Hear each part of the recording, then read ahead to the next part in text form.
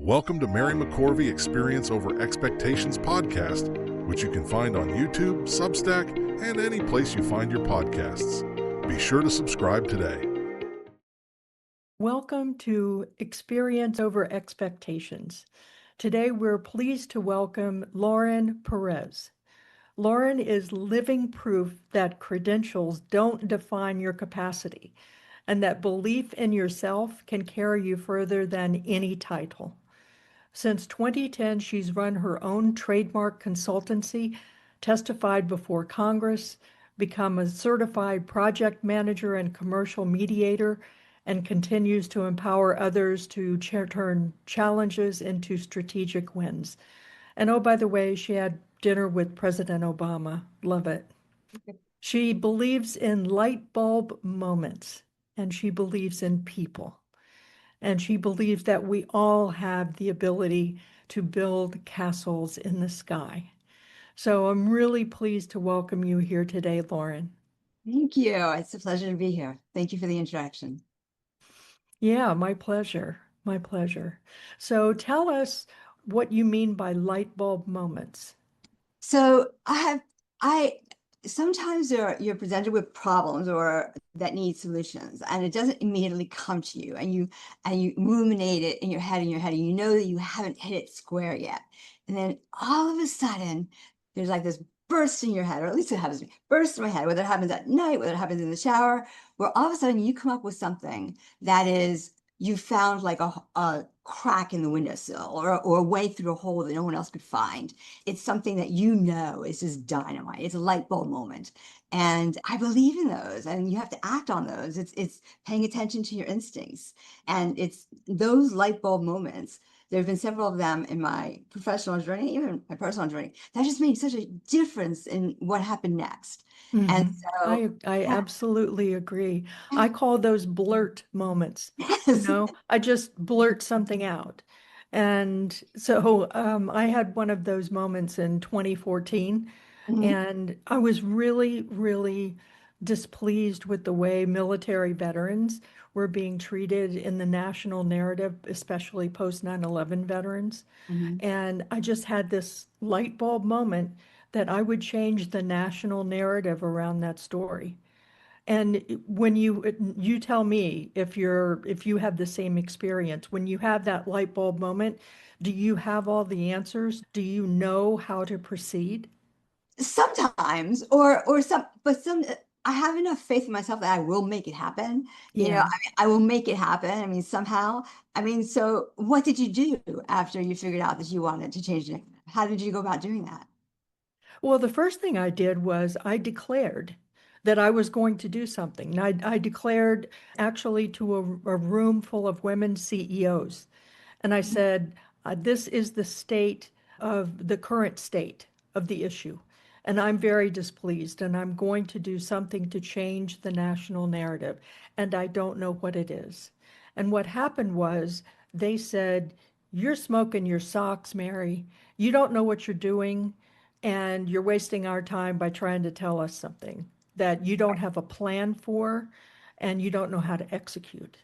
And then I went about changing the national narrative, and now our veterans are heroes and not charity cases. I love that. I love that. Yeah. You know what? I think though that you hit upon something that's interesting is that when you have these light bulb moments, I'm thinking about one in particular. There was a time, it might have been around the same time actually. Might have been exactly the same time, where I had just started my consultancy. And so when you do that, you do a lot of networking, and you go into all these networking events, and you're trying to get some money in and working at the same time. And it's actually a lot of work. And so I joined these networking associations. And what I learned was everybody's there handing out their business cards. They're all there just handing out their business because everyone's in the exact same spot. And everyone is telling everybody else that they're an expert. Come to me, I'm an expert. I know I'm an expert. Well, you have these, and at that time, it really was predominantly women. You have women in their 40s, basically late 30s, early 40s, a lot of them single mothers who are starting their own businesses to try and find a way to do it all. And so they're being shoved all these business cards in their hands. Everyone's going to tell them, and they don't know where to go. And I found myself, I thought it was an unworkable system for these people who really just wanted to start a Mhm. business. So I decided to start something called a Small Business Forum, where I would vet actual experts. I would find actual experts. You had to have at least 5 years experience, and I would vet them, put them together into this one single place where small businesses and startup businesses could actually go to find experts, vetted experts in their fields. And we came up with revenue streams, and we came up with all that would make it work and be desirable for the experts to give up their time and the resources. But it was a great thing. I thought a solution to a problem, and I presented it to that particular audience, and it worked. But a lot, I think, of when you come up with these light bulb moments or bullet moments is finding the right audience to present it to. That's exactly right. So I'm a serial founder, as you are. Mhm. So I think we probably have that in common as well as a number of things. So my cycle that Mhm. I have, and I'm interested to hear more about yours. My cycle is that I come up with an idea, I declare it, Yeah. I blurt it out, Wrote it out. and then I decide to do it. So Mhm. I identify what the problem is, like you said, and this is a business cycle. Mhm. Identify what the problem is, and then decide to do it, gain the resources to do it, capitalize what it is that you're going to do, and Mhm. then execute. Mhm. So what is the founder's process that you use? So you just actually made me think of something, because there's one step at the end there. I get to where you're getting, but it's that step at the end that I struggle with a bit. And I'm going to give you a recent example. So I'm from New York. I moved back to New York just about a year ago today. And it was like coming back home. At the time, I was working with a client that was toxic for me. It was affecting my mental health. It was affecting my well-being, but I needed the money to pay the, I moved to New York City. You don't give up clients when you're moving to a city that's going to cost you everything that you have. And I really struggled with it, but I fired him because I had no choice. I didn't want to, I knew who I was. I knew what I had accomplished, and I wasn't going to let anybody take that away from me. But now I had a real issue on my hands. It was an economic issue, and it was a problem. And I knew I had a very limited time to fix this problem. The light bulb moment I had was, and literally, I don't know how it happened, is I thought of mediation. And I thought, wow, in New York State, you don't have to be a lawyer to be a mediator. And because of my, 30 plus years in intellectual property and trademarks and copyrights, which is longer than most other professionals, just because I happened to get into this early, if I was able to become a mediator specializing in those types of commercial mediations, that's something. I could do this.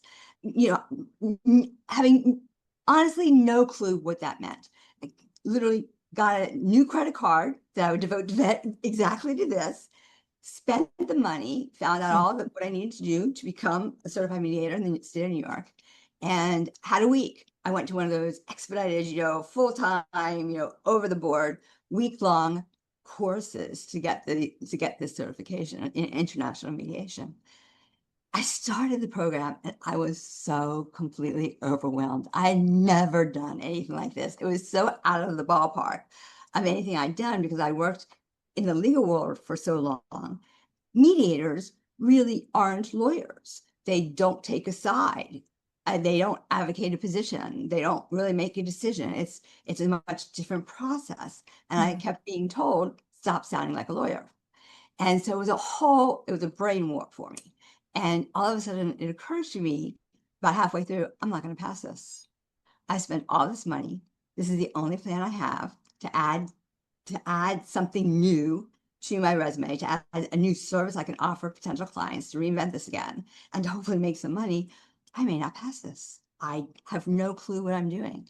I went through it. It was one of the most incredibly intense experience I'd ever gone through. And then I had to wait about a month to find out if I passed this international certificate. And I did. I did pass it. Oh, And I was congratulations. so incredibly proud of myself, because, it was the first educational type of thing that as an adult I had actually accomplished. I've been so concentrated on making money and having a career, I hadn't done that yet. And so as a personal accomplishment, that was fantastic. As a professional thing, it did reinvigorated the resume, gave me some new services I could market in my consulting firm, matched right in with that, and off I was ready to go to the races. But here's where I got stuck. So I followed the same path you did, had the light bulb moment, announced it to the world, whoever was listening to me, found a way to make it happen, got it. Now what do I do?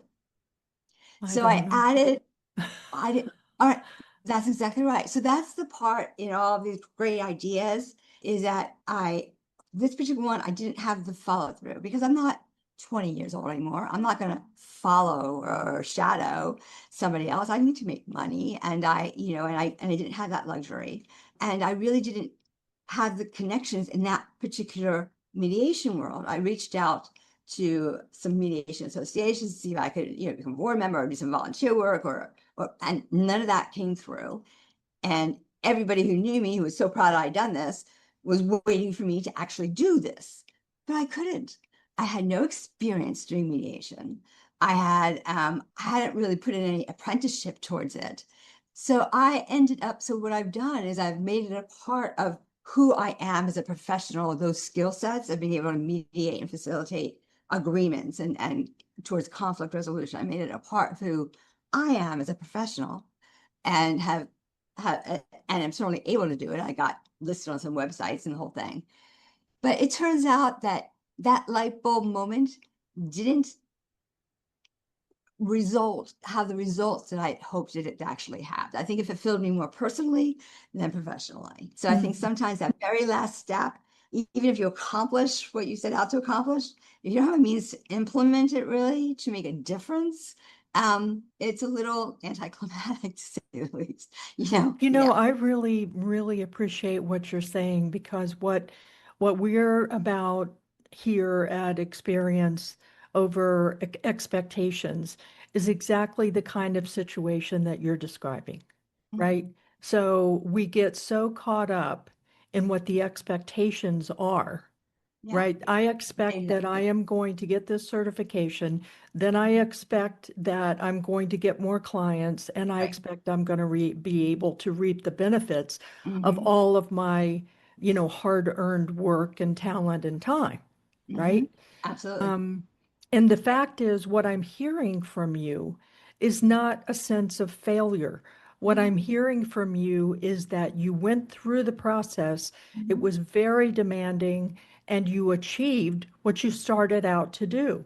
That's success. I agree. And how that translates into your consultancy is the way that you've integrated it into your practice. Absolutely. And that to me is success. And the important thing we're trying to convey here is that experience over expectations enables you to have those light bulb moments where you can say, this is what I'm going to do, and then figure out what the resources are, how you're going to do it, and then be flexible on implementation. You know? Right. I mean, you have to give yourself a break and figure it out. I mean, you just have to figure it out along the way. But you're absolutely right. And that didn't quite go, hasn't yet gone the way that I wanted to. But I turned it into positive. It was skills that I learned and a confidence that I got that I hadn't had before. And like I said, it does feed into the other kind of consulting work I do. So it wasn't a loss. I don't consider it a negative. But yeah, it didn't quite turn out exactly the way I had hoped it would. May one day, not yet. Yeah. Sure. Yeah. Well, tell us about a light bulb moment that did turn out as you expected. Okay. So this goes back a while ago, a long time ago. I had been working in the very beginning of my career at the World Wrestling Federation. And What a great job. it was a fantastic job. And I was young, and it was a great way to learn about international business and a great way to learn about licensing and trademarks because they were all over the world with their merchandising and their licensing and the program. So it was a phenomenal education for me and a wonderful way to start. And I was there for about 4 years or so, and just because of a bunch of stuff that was going on, I realized that the in-house legal department may not be around for quite much longer. So I knew it was time to start looking for a job. And I had no idea where to start. So what I did, I had a light bulb moment. My family at that point was in Florida. And I, had now gone into this area of trademarks and had this incredible experience and expertise that really was brand new kind of in the economy. The international globalization had just really started happening. How do I market it? What do I do? So I decided to send out a letter. There was an organization at that point, still around, the International Trademark Association, that had a membership catalog. I went to all the companies, every single company that had an office anywhere in Florida. And I sent them all a letter. And the letter said, "Congratulations, you've won the Find a Job for Lauren in Florida sweepstakes. No purchase necessary. And just call this number within the next 24 hours, and get your reward." And I had previously worked at a law firm doing sweepstakes law, so I made sure it said no purchase necessary so I wouldn't get into any problems. I sent out this email or letter blast to like 50 or 60 different companies. It literally just occurred to me in the middle of the night, just do this, go to that membership directory and send it out, see what sticks. I ended up getting interviews with an attorney in Orlando and an attorney in Miami. And I go down and I interview with both. And that was a hard sell. I mean, I had this expertise that really equaled any attorneys at that point or any other legal professional, but I wasn't one. So it's a hard sell to a law firm. And I didn't get a job at the time. So at that time, then I eventually did find a job in Manhattan, and I went and I worked in entertainment law for a while. 2.5 years later, I get a call back. Now, by this time, I'd had a baby. I'd gone back to work after maternity leave. I just bought a condo in Westchester, and I get a call back 2.5 years later from the attorney I interviewed with in Miami as a result of that letter. And now, because of some personal reason, she was looking for somebody with the skills necessary to basically manage their IP practice while she did what she needed to do on these personal matters. And I was then the perfect choice because I was no threat. I wasn't going to be an attorney, but she knew I had the knowledge and the expertise she needed. And that ended up being a turning point in my life. I ended up moving at that point to South Florida. It was one of those roads not taken. Let's see what happens. And joining that law firm, at that point, I went down there as a senior paralegal, and within 8 years was a vice president and principal of the law firm because of the other business that generated as a result of that. So that light bulb moment that happened, I acted upon, waited 2.5 years later, it literally changed my life. What a great story. Yeah. What a fantastic story. And so you have chosen a path less taken when it comes to formal education. Yeah. Right? Yes. So I have as well. I mean, I went on to get degrees, but I did them on my own time and my own pace. And I was very, very stubborn about the way I wanted to learn. And when you go to a Jesuit university, they kind of look at you perplexed. Okay? But then they say, you know what? She really, really wants to learn. And so they embraced me, and I had the richest learning experience that it was beyond my expectations. So without a law degree, you went on in this law firm to become a vice president. Yeah. And so what I would like for listeners to take away from this is that self-limiting beliefs, whether they're around education or around a particular type of expertise or experience, that doesn't need to stop your light bulb moments. Absolutely. Right? So correct. And I was, yes, I mean, that 100% correct. I was also fortunate enough at that time in that particular law firm to have people there who believed in me, and they supported me, and they let me fly, and they let me soar to as high as I could possibly go to accomplish things. So I was able to learn what I was capable of and just keep going for it and keep going for it. And that's a blessing. And that's another thing that I've kind of brought into my own consultancy. Actually, if you look at the logo I created, it's a light bulb with wings, because I believe in light bulb moments, and you always need the wings to soar. Yes. And I think both of those things combined is what I am about, and what I like to kind of pass forward, because I think it's very important to be supported through your It really really is. And I have a personal question for you. Are you married? I was. You were. I was, yeah. But So, raised, even when I was married, the reason that stopped was because I had a son and was raising him basically as a single mother the whole time. So I was married and then wasn't, and that's so fine. so what you just described to me is a very usual kind of situation with founders. Mhm. So founders, need the light bulb moment and they need the wings. And Yeah, so the wings often come with a supportive spouse. And sometimes yeah, supportive spouses or sometimes spouses just don't understand the nature of a founder. And so it's like, well, wait a minute, we're supposed to grow up, we're supposed to go and get an education, we're supposed to get married, we're supposed to have children, we're supposed to have a career, we're supposed to do more career. This mhm, is a very expectation driven timeline that mhm, we've grown up with.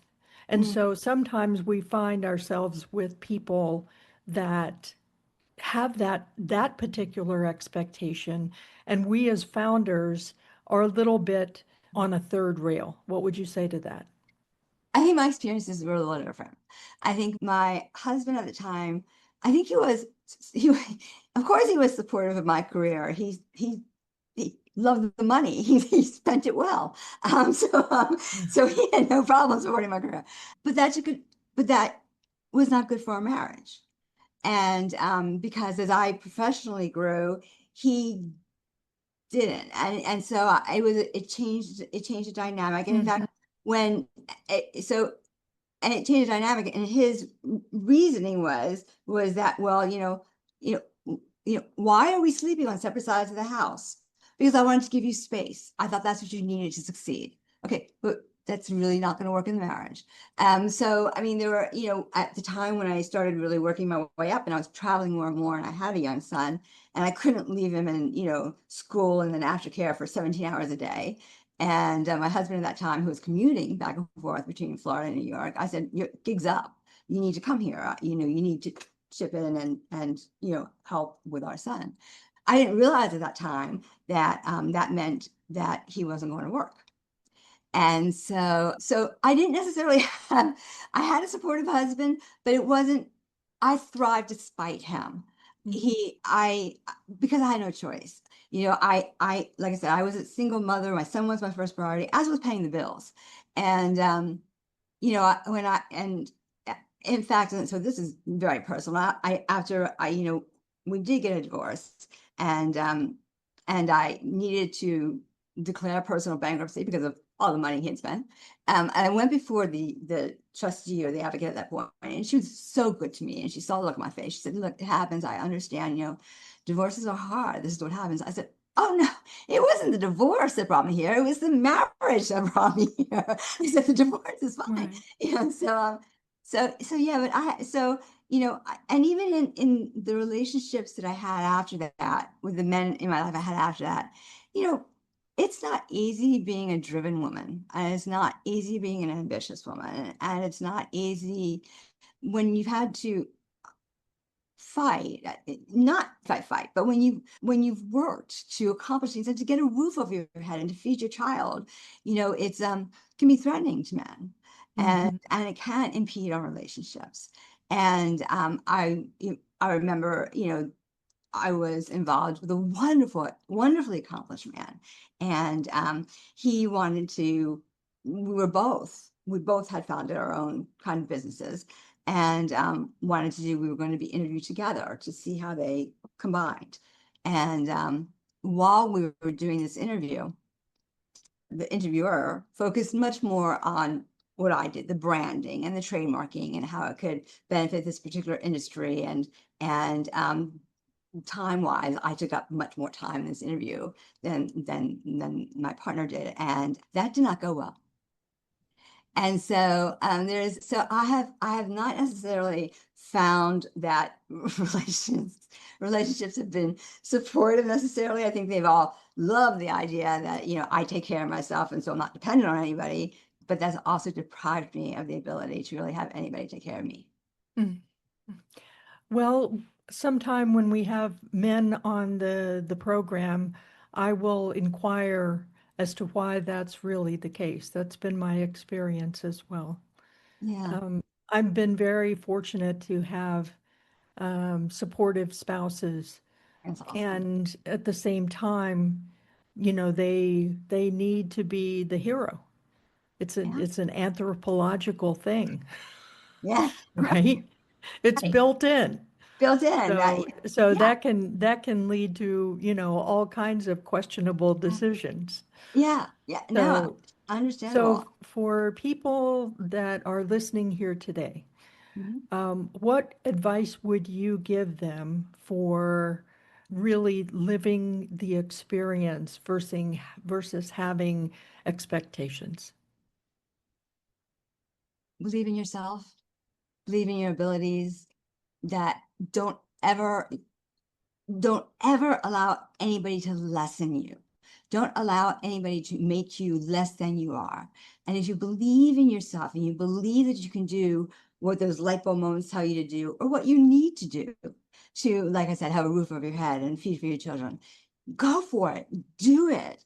The expectations of others, I have a difficult time with only because you're not living in my shoes. And so my expectations of myself are much, maybe I'm harsher on myself, but I mean, it's going back to the mediation thing for a minute. My like I said, educationally and professionally, that was a great accomplishment. But people expected me to be then a mediator. And Mm. and we're I'm going to use the word angry. That may be too strong a word, but certainly didn't understand why I wasn't doing that. Didn't understand why I wasn't aggressively and strongly just going out there and mediating. Why I couldn't just, go to a courthouse and what was stopping me. And I knew for myself, I made the decision, as I said before, that allocating time to making money and doing what I already knew how to do had to be a priority at the time of my life. And I was proud of the mediation, but I could not and would not be able to right now, be a mediator. I had no experience. That would be, and I'm very good at what I do know. And so I know in a way, and I'm thinking of one person in particular, but I know in a certain way, I feel like I let down people because of their expectations. But okay, achieve the accomplishments and the expectations you set for yourself. Don't allow other people to set expectations for you. Right. And I think that that's really important. I mean, look, becoming even what I accomplished in the law firm. I never dreamed of becoming a principal of a law firm. I mean, it just never occurred to me. It was not anything that was I want necessarily. I was going to be an actress. I mean, life happened, so but the expectation that I could do the things that I managed to do and convince the other people that I was capable of doing this, going around the country, giving seminars, giving testimony before Congress, doing the things that I could do, was just the expectation I had in myself of being able to pull it off. I guess if there's a risk with that, here's the risk, or at least it's a personal risk. It's a risk that the bubble is going to burst with the slightest Is pinprick. that a risk or is that a fear? I guess it's a fear, but it's also a risk because the fear itself can be self-limiting. So, Hmm. at which point it became, cataclysmic. And I did find that as I worked my way through the law firm, I was there for 14 years, and even with the consultancy, that if the bubble bursts, what do I do? At the law firm, I left. I had become vice president. I had become principal. I was in the corner office, and I'm like, this isn't what I aimed for. I'm not going to become an attorney overnight. I'm not done. It's time for me to leave. And I did. And I started the consultancy. I avoided the bubble bursting before it happened. I was so scared it was about to happen. I avoided it. Completely wimped out and left before that could possibly happen. My own business, it's different because the bubble has burst several times. And I've had to deal with it and just refine myself and regroup and come back up because I've had no choice. But it's been more in my control. And so it's been, again, about managing my own expectations and setting my own course and not allowing others to do it for me. That's a great perspective. Well, thank you so much for being on the program today, Thank Lauren. you for having me. I love Really, talking with you. really appreciate it. And how about people that want to be in touch with you and talk about such things as light bulb moments and intellectual property? How Okay. can they get in touch with you? Well, my company is LVP Solutions, LLC, Lauren V. Perez. And my email is simple, lauren@lvpsolutionsllc.com. And email me anytime. My phone is literally, I sleep with it, which is probably not. I also sleep with my dog, so it's both sides. But yes, it's as informally as you and I are speaking today, that's as formal as I get. So it's a lot of hand holding. I love what I do with my clients because at this point, it's really just about hand holding and problem solving and helping them succeed, passing on what I know so that they can accomplish their own castles in the sky. And I love being at this place. And just Lauren, LVPSolutionsLLC.com. And, I would love to work with you. Thank you. Thanks very much. Thank you. You've been listening to Mary McCorvey's Experience Over Expectations podcast. Be sure to subscribe today on YouTube and Substack, or listen wherever you find your podcasts. Thanks for tuning in.